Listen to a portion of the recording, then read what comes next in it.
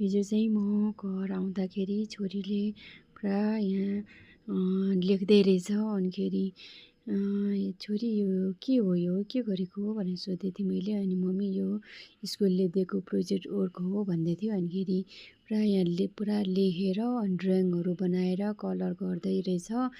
अनिखेरि यो प्रोजेक्ट कुन प्रोजेक्ट हो भन्दाखेरि चाहिँ नि यो प्रोजेक्ट चाहिँ स्ट्रक्चर अफ द अर्थ भन्ने हो भन्दै थियो उसले। अनिखेरि यो सब कलरहरू ड्रइङहरू अनिखेरि देखेर चाहिँ मलाई एकदमै भित्र एकदम होइन प्राउड फिल भइरहेको थियो होइन।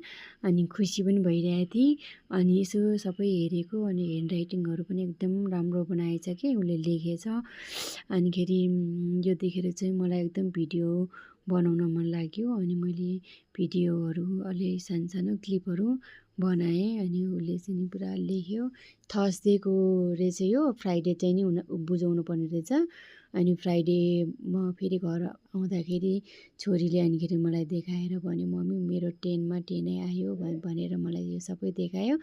अनि मलाई चाहिँ एकदम प्राउड फिल भयो कि। अनिखेरि अब छोरीको यस्तो आउँदाखेरि होइन जुनै पनि आमा बुवालाई त एकदम प्राउड फिल त भइहाल्छ।